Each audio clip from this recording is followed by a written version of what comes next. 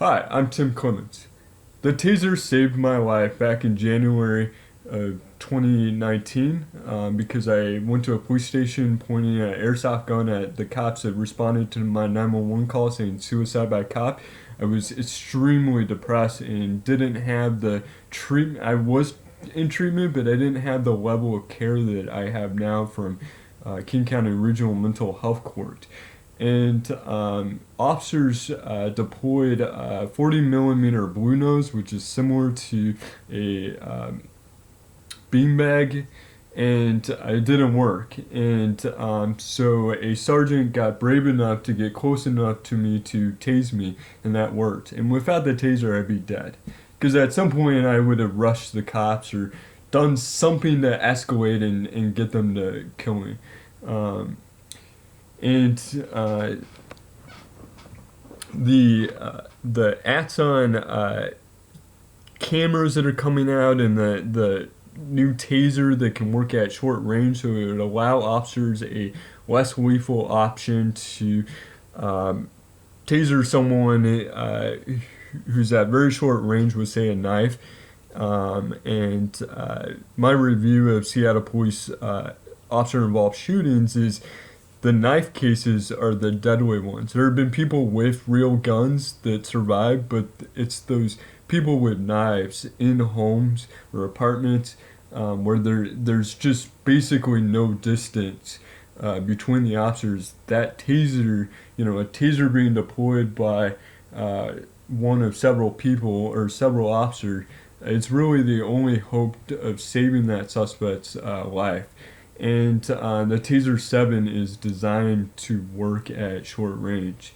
And Taser or Axon has is selling now new technologies that help with officer safety. So things such as streaming the body camera video back to 911 or the real-time crime center, so that supervisors can be aware of everything that's going on and give critical orders to the people on the field. And then Axon Records is this revolutionary system that's designed to pull evidence straight into a report. It's to transcribe and analyze video and stuff. That's huge because as a defendant in a number of cases, yes, there's body cam or dash camera video, but it takes months for the defense, even the prosecution, to get a hold of it. It's very challenging for them to go through that video and manually review it. So if there was a transcription that was provided in the initial report, the prosecution and the defense could very quickly figure out if they're going to settle the case or if they're going to go to trial. And that could get people out of jail and into the treatment that they really need, because the jails around here do not have the resources to rehabilitate people. And I wish they did. Because ultimately that's the safe place. A place where somebody can't leave is where to rehabilitate them. But in the meantime, the best hope is to get somebody released, like I was on a case where I was in jail for 12 days just very recently after an assault. And the only option was to get me released and back into treatment, but with an enhanced version.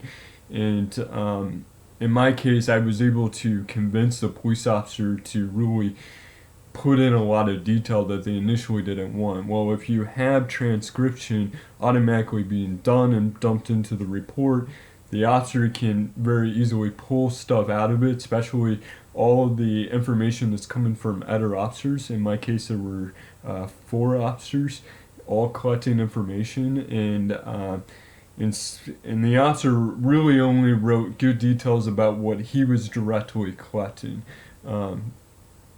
So having that transcription, can really explain, what happened, especially if it could be done on 911 calls, because 911 calls are typically where a suspect, if they call 911, is going to release the most information because they're not being told, Miranda warnings or whatnot.